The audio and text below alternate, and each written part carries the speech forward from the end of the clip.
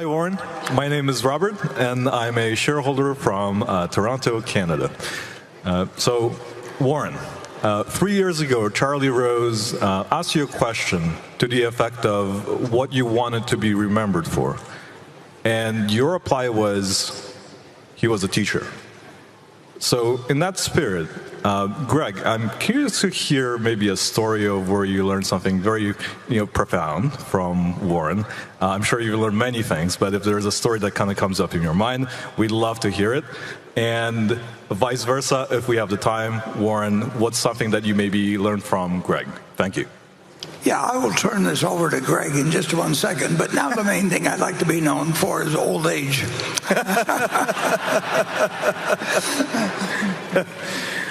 Well, Warren is obviously a remarkable teacher, and I benefit from that every day. And as I've already touched on, for many years, I'm fortunate that if I had to be remembered as something right now, obviously I'd want to be remembered as a great father, but equally a coach.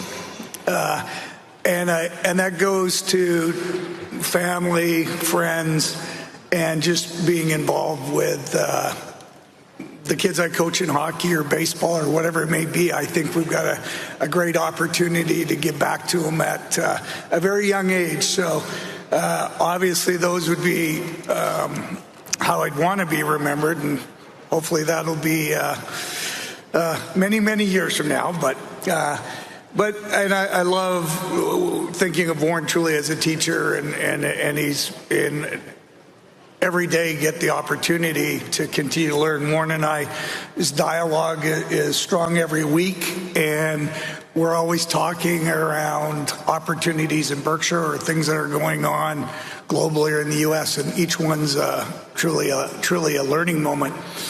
I'll maybe go back to the very first meeting with Warren, and because it still stands out in my mind. Obviously, it was an incredible opportunity.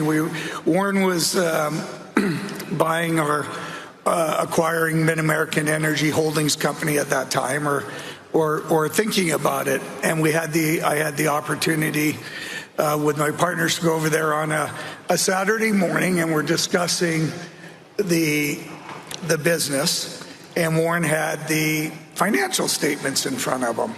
And like anybody, I was sort of expecting a few questions on how the business was performing or a variety of things, but Warren locked in immediately to what was on the balance sheet and the fact we had some derivative contracts, the weapons of mass destruction.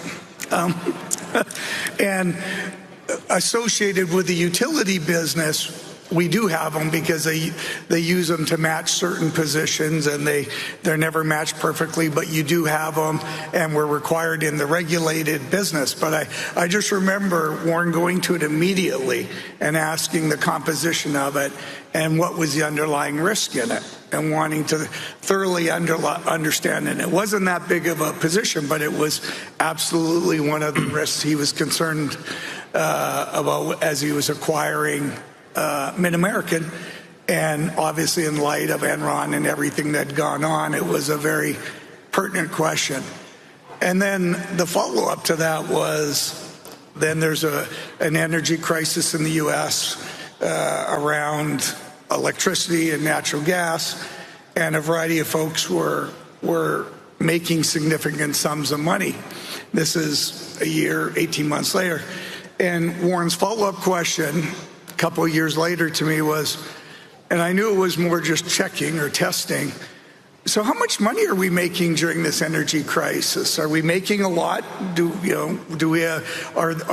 the speculative positions in place, and are we making it? And the answer was, we're really not making any more today than we would have been 6 months ago, because all those derivatives were truly to support our business and weren't speculative. So just that focus on understanding the business of what he was acquiring, understanding the risks around it, still stand out in my mind. Warren?